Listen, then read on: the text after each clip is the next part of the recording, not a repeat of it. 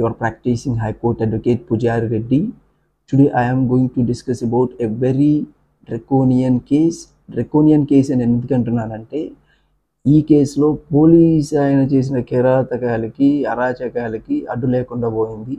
అలాగే విచ్చలవిడిగా విలాసవంతమైన జీవితాలకు అలవాటు పడిపోయిన భార్య పెట్టిన కేసులతో అమాయకమైన భర్త యొక్క తల్లిదండ్రులు పడిన బాధల నుంచి ఎలా బయటపడ్డారు, కనీసం కోర్టు మెట్లు కూడా ఎక్కకుండా వాళ్ళని ఎఫ్ఐఆర్ స్టేజ్లోనే హైకోర్టులో క్వాష్ పిటిషన్ ఫైల్ చేయించి కేసులో నుంచి బయటపడేయడం జరిగింది.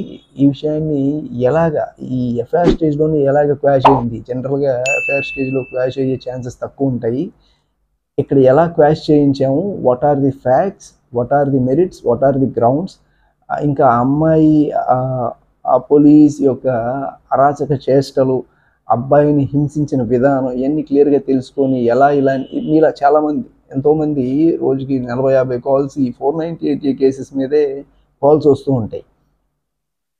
ఈ 498A కేసెస్లో ఈజీగా బయటపడాలి అంటే అట్లీస్ట్ ఇలాంటి ఫాల్స్ కేసెస్లో, సూపర్ఫ్లూయస్ అండ్ ఫ్రివలస్ కేసెస్లో అట్లీస్ట్ ఛార్జ్ షీట్ స్టేజ్ వరకు కూడా వెళ్లకుండా ఎఫ్ఐఆర్ మీద ఇన్ కేసు మనకు కనుక సాలిడిఫైడ్ గ్రౌండ్స్ ఉంటే ఎలా బయటపడిపోవాలి అనే విధానం తెలుసుకోవాలి అనుకుంటే ఈ కేసు అనేది మీకు ఒక బెస్ట్ లైవ్ ఇన్సిడెంట్ అండి.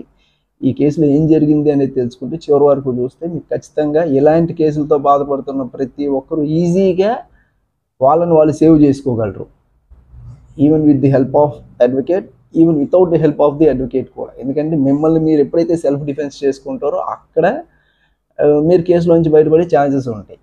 సో మీకు ఎలాంటి లీగల్ రెమెడీస్ ఉన్నాయి, ఏం చేస్తే ఏ స్టేజ్లో బయటపడే ఛాన్సెస్ ఉంటాయి అనేది ఈ కేసులో డీటెయిల్గా చెప్తాను. సో ఈ కంటెంట్ మీకు ఉపయోగపడుతుంది అనుకుంటే మీకు కాకపోయినా కోర్టుల చుట్టూ తిరుగుతున్న సీనియర్ సిటిజన్స్, ఈ పర్టికులర్ కేసులో ఇద్దరు డాక్టర్లు, mother father of the husband client ఇద్దరు డాక్టర్లు, అరౌండ్ 60-62 ఇయర్స్ ఉంటాయి. ఆ ఏజ్లో ఉన్న వాళ్ళు కూడా హెరాస్ చేసి కోర్టుల చుట్టూ తిప్పాలనుకున్న ఆ అమ్మాయి, అలాగే ఆ పోలీస్ అతను, ఇంకా పేరెంట్స్ ఆఫ్ ది వైఫ్, వీళ్ళందరినీ ఎలా ఎదుర్కొన్నాము, ఎలాంటి ఎదుర్కొనే పద్ధతులు మీరు తెలుసుకోవాలంటే ఖచ్చితంగా ఇంకా చాలామంది మీరు సేవ్ చేయాలి, ఇలాంటి విషయాలు నలుగురికి తెలియాలి అంటే సబ్స్క్రైబ్ చేయండి, వీలైనంత వరకు షేర్ చేయండి. అయితే ఇక్కడ husband client is working in Australia. 2022 జనవరిలో ఇద్దరు belongs to same community. Husband mother and father belongs to Vijayawada, ఇద్దరు reputed doctors. And the mother and father of the wife client belongs to Guntur. They are having some kind of business, like ఏదో petrol bunks వాళ్ళకు ఉన్నాయి. ఇద్దరు community చూసుకున్నారు కానీ compatibility చూసుకోలేదు. ఇద్దరికి కుదురుతుందా? ఇద్దరు డాక్టర్లు, అబ్బాయి యొక్క తల్లిదండ్రులు ఇద్దరు డాక్టర్. అమ్మాయి యొక్క మానసిక స్థితి ఏంటి, ఆ అమ్మాయి అబ్బాయితో అడ్జస్ట్ అయ్యి ఉండగలదా? అబ్బాయి సాఫ్ట్వేర్ ఎంప్లాయ్ ఎక్కడ అబ్రాడ్లో ఉంటున్నాడు, వీళ్ళిద్దరి కంపాటబిలిటీ కుదురుతుందా? అడ్జస్ట్ అయ్యి 60 years లైఫ్ లీడ్ చేయగలరా అని చూసుకోకుండా కంగారు పడి చేసిన ఈ మ్యారేజ్. లక్కీగా బిఫోర్ గోయింగ్ టు మ్యారేజ్ వాళ్ళు ఒక ప్రీ మ్యారిటల్ అగ్రిమెంట్, అంటే ప్రీ నప్టియల్ అగ్రిమెంట్ మన ద్వారానే రాయించుకోవడం జరిగింది. అంటే ఎవరో షేర్ చేశారు. షేర్ చేసిన వీడియో చూడండి. It is very near to us, ఒక 15 to 20 kilometers far away from our office. అయినా కూడా ఆయనకు తెలియలేదు. ఎవరు మీలాంటి వాళ్ళు షేర్ చేయడం వల్ల వీడియో ఆయన దగ్గరికి వెళ్ళింది. ఆయన వీడియో చూశారు. ఈ ప్రీనప్టియల్ అగ్రిమెంట్స్ మనం చేసిన వీడియోలో దాంట్లో ఇంట్రెస్టింగ్ ఫ్యాక్ట్స్, కొన్ని ఫ్యాక్ట్స్ ప్రాపర్గా ఉండడం, దీనివల్ల కొన్ని ప్రికాషన్స్ ఉన్నాయి. ఇలా చేసుకుని వెళ్ళడం వల్ల సమస్య లేకుండా మ్యారేజ్ తర్వాత కూడా తొందరగా ఏదైనా కాంప్లికేషన్ క్రియేట్ అయితే ఈజీగా బయటపడచ్చు అన్నదాన్ని ఆయన గ్రహించి మన దగ్గరికి వచ్చి ప్రీనప్టియల్ అగ్రిమెంట్స్ చేసుకున్నారు. మీరు షేర్ చేస్తున్న వీడియోస్ ఇలా ఉపయోగపడుతున్నాయి. ఆ ప్రీనప్టియల్ అగ్రిమెంట్స్ చేసుకోవడం వల్ల ఈ కేసు నుంచి తొందరగా బయటపడ్డారు. అట్లీస్ట్ కోర్టు మెట్లు కూడా ఎక్కకుండా సీనియర్ సిటిజన్స్ని అలా కాపాడగలిగాం. సో దయచేసి వీడియోస్ని షేర్ చేయండి, అట్లీస్ట్ సబ్స్క్రైబ్ చేయండి. మీ ఫ్రెండ్స్లో ఖచ్చితంగా ఉపయోగపడతాయి, ఎక్కడో ఒక చోట ఉపయోగపడతాయి. ఎందుకంటే నవేడేస్ ఈ 498A అనేది ఆర్డర్ ఆఫ్ ది డే అయిపోయింది. సో ఇంకొక షార్ట్ స్పాన్ ఆఫ్ టైంలో ఈ 498A అనేది 85 సెక్షన్గా బిఎన్ఎస్లో మారబోతుంది. దాని మీద కూడా మరిన్ని వీడియోలు చేస్తాము, మీకు మరింత అవగాహన తీసుకొస్తాం. సో అవన్నీ తెలియాలంటే మీరు లైక్ చేయాలి, అట్లీస్ట్ సబ్స్క్రైబ్ చేసి ఎంకరేజ్ చేయండి. సో ఈ కేసులో 2022లో వాళ్ళకి ప్రీనప్టియల్ అగ్రిమెంట్స్ మేమే రాసాము. నేను అప్పటికే ఫాదర్ గారికి చెప్తూనే ఉన్నాను, హస్బెండ్ యొక్క ఫాదర్కి, సార్ దీంట్లో కౌన్సిలింగ్ ఏమైనా అవసరం అవుతుందేమో, ప్రీమ్యారిటల్ కౌన్సిలింగ్స్, ఇద్దరు కంపాటబిలిటీ చూడండి. He staying in abroad since 6 yearsగా ఆయన ఆస్ట్రేలియాలో జాబ్ చేస్తున్నారు. She is working as a fashion designer in Guntur. ఆ లైఫ్ స్టైల్ వేరు, అతని లైఫ్ స్టైల్ వేరు. He is very professional and she is very lavish.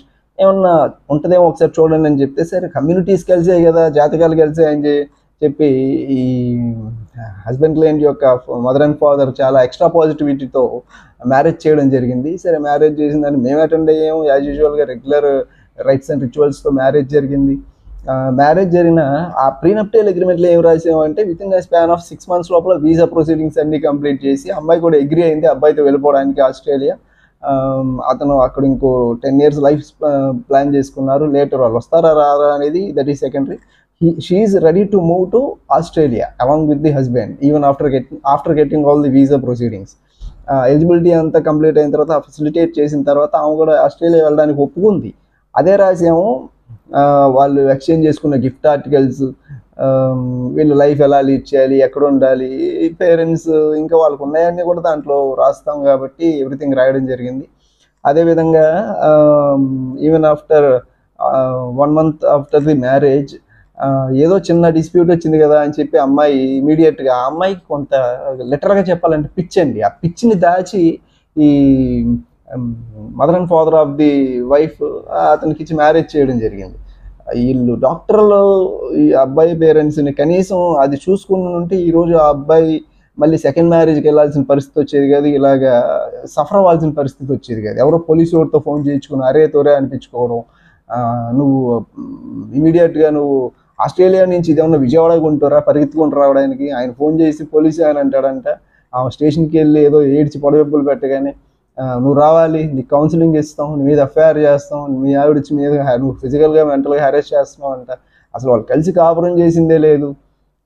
పెళ్ళి 1 month అయింది. 1 monthకి వెళ్ళి ఏదో చిన్న డిస్ప్యూట్ వచ్చింది కదా అని చెప్పి ఓవర్ యాంగ్జైటీ, ఓవర్ ఎంతూజియాజం, ఇలాంటి నేచర్ ఉన్నప్పుడు దీన్నే కొన్ని కైండ్ ఆఫ్ హెల్యూసినేషన్ ఉంది ఆ అమ్మాయికి, సిజోఫ్రెనియా డిసీజ్ ఉంది. ఇదంతా దాచి అబ్బాయికి మ్యారేజ్ చేశారు. అదే కాకుండా అమ్మాయికి కొన్ని ప్రీవియస్గా అఫైర్స్ ఉన్నాయి. ఏది ఇప్పుడు వాళ్ళ తల్లిదండ్రులు కూడా కంప్లీట్గా ఆ అమ్మాయి రిహాబిలిటేషన్ సెంటర్లో జాయిన్ చేసి కంప్లీట్గా టర్న్ అయిన తర్వాత, కంప్లీట్గా డిసీజ్ రిక్యూపరేట్ అయిన తర్వాత మ్యారేజ్ ప్రపోజల్స్ పెట్టి మ్యారేజ్ చేయాలి. కానీ స్టిల్ అండర్ ట్రీట్మెంట్లో ఉండగా, అండర్ ది కోర్స్ ఆఫ్ ట్రీట్మెంట్లో ఉండగా మ్యారేజ్ చేస్తే ఇలాగే తెగిపోతాయి మ్యారేజెస్. సో అయితే విత్ ఇన్ ఒక 2 months ఆయన ఉండడానికి విల్లింగ్గా ఉన్నారు. వచ్చారు, మ్యారేజ్ జరిగింది. 2 months కాపురం స్టార్ట్ చేశారు. అబ్బాయి వాళ్ళ ఇంట్లోనే ఉన్నారు. ఏదో చిన్న గొడవ. ఆ అమ్మాయి యాక్చువల్గా చాలా లావిష్గా, చాలా ప్యాంపరింగ్గా పెరిగింది. వాళ్ళ పేరెంట్స్ ఇచ్చిన ఫెసిలిటీస్ అన్నీ వీళ్ళింట్లో కూడా ఉండాలంటే అలాగే of course they are very affluent. But కాకపోతే ఇంట్లో బేసిక్గా చేసుకునే వంట వార్పు కూడా చేయను. పని మనుషులు ఎంతవరకు చేస్తారు?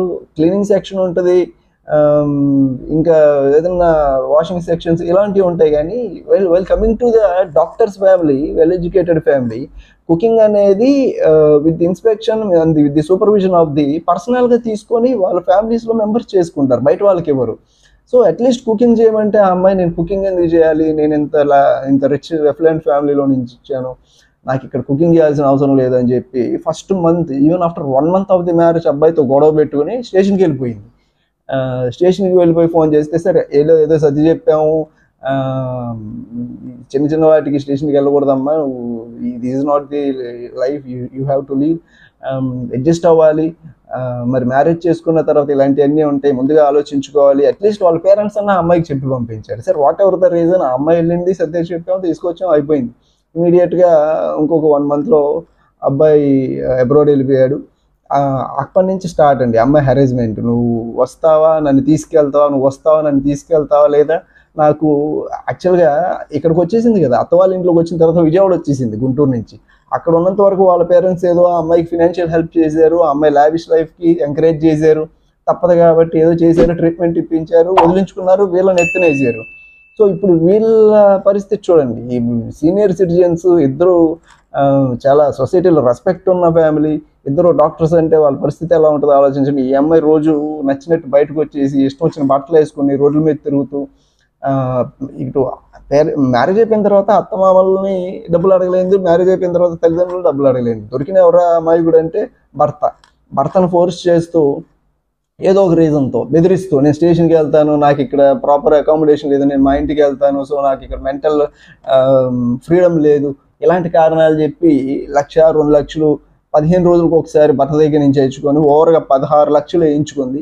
With in a span of 1 yearలో 16 లక్షలు వేయించుకొని 16 లక్షలు వేయించుకున్న తర్వాత ఎలాంటి రీజన్స్ చెప్తుంది, నువ్వు నాకు వీసా అవే ఫెసిలిటేట్ చేయలేకపోతున్నావు, వీసా లేకపోవడం వల్ల నేను నీ దగ్గర రాలేకపోతున్నాను, నేను నిన్ను చూసి పెళ్లి చేసుకున్నాను, నీ అత్తోళ్ళ ఇంట్లో ఉండడానికి కాదు, నేను ఇక్కడ వీళ్ళకి వండి పెట్టడానికి కాదు అని రీజన్స్ చెప్తాను. సరే ఏదో చేసి నాన్న తంటాలు కూడా ఆ అబ్బాయి వీసా ఫెసిలిటేట్ చేశాడు.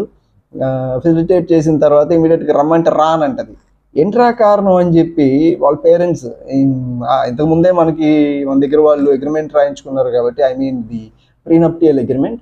Sir this is the situations happening with ఆయన చాలా స్ట్రగుల్ అవుతున్నారు ఎక్కడ అబ్రాడ్లో ఉన్న హస్బెండ్ క్లయింట్.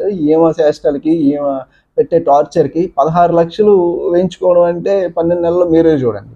16 లక్షలు ఏం చేస్తుందో ఆమెకే తెలియదు, ఏం చేస్తుందో అనేది వీళ్ళకి ఒక క్వశ్చన్ మార్క్. సో ఆయన మనకు కాల్ చేశారు, పేరెంట్స్ వచ్చి మనకు కలవడం జరిగింది. సరే వాట్ ఈస్ హ్యాపెనింగ్ బిహైండ్ అనేది మనం కూడా కొంత మన జూనియర్ అడ్వకేట్ అని చెప్పి ఒక ప్రైవేట్ డిటెక్టివ్ని ఎంగేజ్ చేసి యాంటిసిడెంట్స్ ఏంటి, ఆమె ప్రీవియస్ హిస్టరీ ఏంటి, ఎక్కడ తిరుగుతుంది, ఏం చేస్తుంది, డబ్బులన్నీ ఎలా ఖర్చు పెడుతుంది అని చూస్తే ఆమెకు ఒక బాయ్ ఫ్రెండ్ ఉన్నాడు. సరే బాయ్ ఫ్రెండ్ ఉన్నాడు, ఆడితో స్పెండ్ చేయడానికి actually she is not willing to go Australia. ఆమెకి వెళ్ళే ఉద్దేశం లేదు, అందుకే ఒప్పుకుంది ఇక్కడ చక్కగా ఉండొచ్చు అని. బట్ కాకపోతే ఆయన దగ్గర నుంచి ఫినాన్షియల్ గెయిన్ పొందడానికి బెదిరించి వీసా ఎలాగో తొందరగా రాదలే, ఆ వీసాని అడ్డు పెట్టుకుని డబ్బులు గుంజుదాం అని చెప్పి అబ్బాయి దగ్గర ఎక్స్ప్లాయిట్ చేస్తూ డబ్బులు గుంజింది, 16 లక్షలు గుంజింది.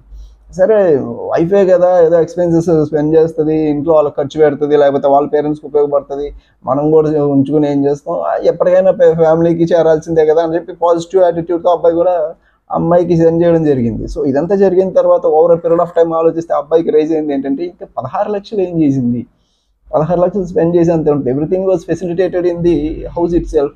సరే ఎంత ఖర్చు పెట్టుకున్నా, ఎంత జ్యువెలరీ కొనుక్కున్నా, 2 లక్షలు 3 లక్షలు 5 లక్షలు 10 లక్షలు 16 లక్షలు ఏం చేయాలి సరే ఆ డౌట్తో అలా ఉన్నారు. బట్ కాకపోతే ఏమనలేదు. బట్ ఎప్పుడైతే వీసా ఫెసిలిటేట్ చేసిన తర్వాత రానని చెప్పి మొండికేసిందో అక్కడ డౌట్ రైజ్ అయింది. తర్వాత వీళ్ళు మనల్ని అప్రోచ్ అయ్యారు. అప్రోచ్ అవగానే చెప్పాను కదా, ఇది ఆమె ఒక అడల్టరీలో ఉంది, ఒక ఎక్స్ బాయ్ ఫ్రెండ్తో రిలేషన్లో ఉంది. ఆయనకి స్పెండ్ చేయడానికి, ఆయనతో తిరగడానికి, ఆయనతో ఖర్చు పెట్టడానికి ఇక్కడ ఈ అత్తమామలు అడ్డొస్తున్నారు, ఈ అత్తమామలు రిస్ట్రిక్ట్ చేస్తున్నారని చెప్పి మాటికి గుంటూరు అమ్మ నాన్నలు ఇంటికి వెళ్తున్నారని చెప్పి వెళ్తూ అక్కడ స్పెండ్ చేస్తూ అక్కడ ఎంజాయ్ చేస్తూ హస్బెండ్ని చివరికి ఏదో చేసింది. సరే ఎన్ని తెలుసుకున్నామేమో ఏం చేయాలి ఏంటి అని ఆలోచించే క్రమంలో ఇంతలోనే అమ్మాయి కంగారు పడి అబ్బాయి ఆపేసాడు. విషయం తెలిసింది, ఇలాగ డబ్బులు ఎవరికో ఖర్చు పెడుతుంది, ఎక్కడో అన్నెసరీగా వేరే దారిలో ఉంది అని చెప్పి తెలుసుకున్న అబ్బాయి అన్ని ఆపడంతో అమ్మాయి పిచ్చెక్కింది. ఇమీడియట్గా వెళ్ళి మళ్ళీ అదే స్టేషన్లో ఎఫ్ఐఆర్ చేయించడానికి పోలీస్ దగ్గరికి వెళ్ళింది. పోలీస్ ఏంటంటే మేము ఫోన్ చేసి మాట్లాడాం, సార్ ఇలా అబ్రాడ్లో ఉన్నాడు, ఇమీడియట్గా ఎలా వస్తారండి, కౌన్సిలింగ్ ఇవ్వాలన్నా కుదరదు కదా, ఆయన మేము ప్రీనప్టియల్ అగ్రిమెంట్ రాసుకున్నాం, అమ్మాయి వెళ్ళాలి అని చెప్పి అంటే, లేదండి రావాలి, అబ్రాడ్ నుంచి వచ్చేయడానికి ఇదేమన్నా విజయవాడ గుంటూరా, పోలీసు వాళ్ళు కూడా బుర్ర బుద్ధి లేకుండా చేస్తున్నారు, ఇమీడియట్గా వచ్చేస్తారా, not even registered the FIR కూడా రిజిస్టర్ అవ్వకుండా పోలీస్ స్టేషన్కి వచ్చి ఏమైనా అడిగే అధికారం మీకు ఎక్కడిది, సిఆర్పిసిని దాటి ప్రవర్తిస్తారా, న్యాయస్థానాలను దాటి చేస్తారా, police station is the ultimate కోర్టా, మీరేనా అక్కడ జడ్జి, న్యాయస్థానాలు న్యాయమూర్తులు ఎవరో లేరా, మీ ఇష్టం అంతా. ఆయన అలాగే చేశారు. చివరికి 1 day 2 daysలో రమ్మంటే ఇదేమన్నా పక్కనుందా, వేరే కంట్రీ నుంచి రావాలంటే అట్లీస్ట్ హెరాస్మెంట్ ఏమి లేదు. ఆమె చెప్పిన విధంగానే మనం అగ్రిమెంట్లో రాసుకున్న విధంగానే ఎవ్రీథింగ్ మనం ఫుల్ఫిల్ చేసాము, ఆమెకు వీసా ప్రొవైడ్ చేసాము, ఆమె వెళ్ళాల్సింది అగ్రిమెంట్ చూపించాము, కన్విన్స్ చేస్తుంటే ఆయన వినడే. Why he is in favour of women always, what's the reason behind that. చివరికి వాడి గురించి కూడా ఎంక్వైరీ చేస్తే ఆ పోలీసు వాడు కూడా ఒక ఉమెనైజర్ అంట. ఏమో అని కూర్చోబెట్టుకుని ఏం స్టోరీ విన్న తర్వాత ఆమెకి మీద ఏమి ఇంట్రెస్టో ఏమో ఆయన మీద ఏమి ఇంట్రెస్టో తెలియదు అని పర్సనల్ ఫేవర్ చేద్దాం అనుకున్నారు. ఏంటి వాట్ ఎవర్ తర్వాత మాట్లాడదాం మనం. అయితే చెప్పేశారు, రారండి, ఇట్ టేక్స్ సమ్ టైం, మీరు ఎఫ్ఐఆర్ చేసుకుంటానంటే చేసుకోండి, మేము కావాల్సిన నీడ్స్ అన్ని ఫుల్ఫిల్ చేసాము, ఆ అమ్మాయిని అబ్రాడ్ తీసుకెళ్ళడానికి ప్రిపేర్ చేసాము, ఇప్పుడు ఆ టైంలో అమ్మాయి రానని చెప్పి అసలు రీజన్ లేకుండా ఆ అమ్మాయి వెళ్ళాల్సింది వచ్చి కేసు పెడతానంటే మీరు అబ్బాయిని వచ్చేసేయండి, ఇమీడియట్గా వచ్చేసేయండి అంటే మేము we will proceed against this kind of things అండి. వీ వోంట్ ఎంకరేజ్ అండి. మీరు ఎఫ్ఐఆర్ చేసుకుంటానంటే చేసుకోండి. అసలు కౌన్సిలింగ్స్ కూడా లేవు. ఆయన అటెండ్ అవుతున్నాడు, వీడియో కాల్స్ అటెండ్ అవుతున్నాడు, మాట్లాడుతున్నాడు. సార్ నాకు ఇప్పుడు ఎంత కష్టపడితే ఈయనకి ఆ పోలీసు ఉద్యోగం వచ్చింది, ఆయనకు కూడా అంతే కదా. ఉద్యోగం వదులుకొని కెరీర్ని వదులుకొని ఏమీ లేకుండా ఒక ఎఫ్ఐఆర్ కూడా లేకుండా వచ్చేసేయండి, ముందు మీకు కౌన్సిలింగ్ ఇవ్వాలంటే ఎలా కుదురుతుంది? సరే ఎఫ్ఐఆర్ చేసేమన్నా అల్టిమేట్గా ఆయన కూడా ఏదో పర్సనల్ గురించి తీసుకుని ఎఫ్ఐఆర్ చేసుకున్నాడు. ఎఫ్ఐఆర్ చేసిన తర్వాత ఇమీడియట్గా పేరెంట్స్ని తీసుకెళ్ళాం, 41A నోటీస్ ఇప్పింగ్ చేసాము. ఎప్పుడైతే ఎఫ్ఐఆర్ అయిందో ది వెరీ నెక్స్ట్ డే మేము కన్సర్న్ మెజిస్ట్రేట్ గారి దగ్గర పెట్టి సో ఇన్వెస్టిగేషన్ ఆఫీసర్ పర్సనల్ ఇంట్రెస్ట్తో చేస్తున్నాడు అండి, ఇది ఇంత పర్సనల్ వెండెట్టాతో చేస్తున్నాడు, విండిటివ్ నేచర్తో చేస్తున్నాడు, రివెంజ్ఫుల్ ఇంటెంట్తో చేస్తున్నాడు అని చెప్పి ఒక 156 Class 3 ఆఫ్ సిఆర్పిసి కింద ఒక అప్లికేషన్ పడేయడం జరిగింది. ఇమీడియట్గా జడ్జి గారు కాగ్నిజెన్స్ తీసుకొని ఇన్వెస్టిగేషన్ ఆఫీసర్ని మార్చమని చెప్పడం జరిగింది. అదే స్టేషన్లో ఇంకొక ఫీమేల్ లేడీ ఇన్వెస్టిగేషన్ ఆఫీసర్ గారికి అలాట్ చేయడం జరిగింది కేసు. అయితే ఈ లోపల ఈ అమ్మాయికి ఎక్కడైతే 16 లక్షలు ట్రాన్స్ఫర్ చేశారో అవంతా కూడా ఎక్కడ డైవర్ట్ అయింది, ఎక్కడ డైవర్సిఫై చేసింది అనే స్టేట్మెంట్స్ అన్నీ తీయగా ఆ X boy friend statements, relevant documents అన్నీ సేకరించి ఆ ఎవిడెన్సెస్ అన్నీ కలెక్ట్ చేసి ఈ ఎఫ్ఐఆర్ ఏదైతే ఉంది ఎఫ్ఐఆర్ మీదే మనం హైకోర్టులో హానరబుల్ హైకోర్టులో అంటే 482 సిఆర్పిసి మీద క్రాష్ పిటిషన్ ఫైల్ చేయడం జరిగింది. రైట్ ఇమీడియట్లీ ఏంటి అమ్మాయి ఏంటి కోర్టులో వేయకముందు లుక్అవుట్ సర్క్యులర్ ఇష్యూ చేస్తాం, అబ్బాయిని ఆస్ట్రేలియా నుంచి పిలిపించేస్తాం, నచ్చినట్టు చేశారు. సరే యాజ్ ఇట్ ఈజ్గా ప్రొసీజర్ని అంతా కంప్లై చేస్తూ ఈ 41A సిఆర్పిసి నోటీస్ ఏదైతే ఇవ్వాలో అబ్బాయికి అదే మెయిల్లో పెట్టమని చెప్పి రిక్వెస్ట్ చేయడం జరిగింది. మేడం గారు ఇన్వెస్టిగేషన్ ఆఫీసర్ గారు కూడా మెయిల్లో పెట్టారు. ప్రొసీజర్ కంప్లై చేసాము. ఇన్వెస్టిగేషన్ అంతా పెండింగ్లో ఉండగా ఎఫ్ఐఆర్లో సాలిడిఫైడ్ గ్రౌండ్స్ దొరకడం వల్ల, ప్రైమా ఫేసి లేకపోవడం వల్ల, only with revengeful intent and oblique మోటివ్తో ఎఫ్ఐఆర్ ఫైల్ చేయడం వల్ల అది మేము ప్రూవ్ చేయగలిగాము. ఎఫ్ఐఆర్ స్టేజ్లోనే క్వాష్ చేయించగలిగాం. ఎట్ ది సేమ్ టైం అడల్టరీలో ఉందని చెప్పి ప్రూవ్ చేయడం వల్ల ఇమీడియట్గా డివోర్స్ నోటీస్ ఇచ్చాము. కంటెస్టెడ్ డివోర్స్ ఫైల్ చేయడం జరిగింది. ఒక 6 to 8 months లోపల అది కూడా క్లోజ్ అయింది. సో దీస్ కైండ్ ఆఫ్ కేసెస్లో మీరు ఎప్పుడన్నా రోపిన్ అయినప్పుడు మీరు ఒక అడ్వకేట్ సలహా తీసుకోండి. ఒక అడ్వకేట్ సలహా తీసుకొని ఫస్ట్ బిఫోర్ మ్యారేజే, ఇలాంటి కేసులో బిఫోర్ మ్యారేజే మీరు అసలు ఎలాంటి ఫ్యామిలీతో కన్సాలిడేట్ అవుతున్నాము, ఆ ఫ్యామిలీ మనకి సూటబులా కాదా, ఆ అమ్మాయి ప్రీవియస్ హిస్టరీ ఏంటి, in addition to the I just forget to say that ఈ అమ్మాయికి కొంత మెడికల్ హిస్టరీ ఉంది. ఆ మెడికల్ హిస్టరీ, ఆ అమ్మాయికి సైకలాజికల్ డిసార్డర్స్ ఉన్నాయి, అవన్నీ తీసుకురావడం వల్ల, అవన్నీ ప్రూవ్ చేయడం వల్ల క్వాష్లో కానీ ఇటు డివోర్స్లో కానీ సక్సెస్ఫుల్గా మాకు కావాల్సిన ఆర్డర్ సెక్యూర్ చేయగలిగాం. ఒక కేసు టేకప్ చేస్తున్నాము అంటే ఆ కేసులో everything from top to bottom everything ఉండి పర్సనల్గా తీసుకొని పేషెన్స్గా వర్క్ చేయగలిగితేనే దాన్ని క్వాష్ చేయగలం. కానీ కేసు తీసుకున్న యాజ్ యూజువల్గా డ్రాఫ్టింగ్ చేసి ఫైల్ చేసాం అన్నట్టు అంటే అవ్వదు. సో ఇలాంటి ప్రాబ్లమ్స్లో చాలామంది డైలీ నాకు నెంబర్ ఆఫ్ కేసెస్ వస్తున్నాయి, నెంబర్ ఆఫ్ కాల్స్ వస్తున్నాయి, only basing on 498 domestic violence, ఇంకా డివోర్స్, ఇలాంటి కేసెస్లో ఈ మ్యాట్రిమోనియల్ ఇష్యూస్ ఎక్కువ ఉంటున్నాయండి. దీంట్లో మీరు ఒక స్పీడీ స్టెప్స్ తీసుకోకుండా ఇలా ఆలోచించి తీసుకోండి. ఏ వేలో వెళ్తే మీకు తొందరగా రిలీఫ్ వస్తుంది, ఎలా సార్ట్ అవుట్ చేసుకోవాలి. అడ్వకేట్స్ కూడా చాలామంది లోయర్ కోర్ట్ అడ్వకేట్స్ ఏం చేస్తున్నారంటే హైకోర్టు అడ్వకేట్స్ని డైరెక్ట్గా అప్రోచ్ అవ్వకుండా క్లయింట్స్ లోయర్ కోర్ట్ అడ్వకేట్స్ ద్వారా వేరే హైకోర్టు అడ్వకేట్కి ఇచ్చి చేయిస్తున్నారు. సో అవన్నీ మళ్ళీ కేసెస్ మళ్ళీ మా దగ్గరికి వస్తున్నాయి. అంటే పిటిషన్స్ మధ్యలో ఆగిపోతున్నాయి, క్వాష్ పిటిషన్స్. ఏదో డిస్పెన్స్ విత్ పిటిషన్ వేస్తున్నారు, ఆ dispense with the appearance of the accused number 2 to 4 ఏదో చేస్తున్నారు, ఆ స్టే ఆర్డర్ ఇస్తున్నారు, అక్కడ క్వాష్ వదిలేస్తున్నారు. అది క్వాష్మెంట్కి వేస్తున్నావా, లేకపోతే టెంపరీ రిలీఫ్ గురించి చేస్తున్నావా, లేకపోతే ఏదో ఒక స్టేజ్లో according to section 320 of the CrPC కింద సెటిల్మెంట్ చేయడానికి వేస్తున్నావా అని చెప్పి ఆ క్లయింట్కి ఒక క్లారిటీ ఇచ్చి చేస్తే ఆ క్లయింట్స్ కూడా ఇబ్బంది పడకుండా ఉంటారు అనేది నా ఉద్దేశం. Thank you. Your practicing high court advocate Pujari Reddy is signing off. Good luck.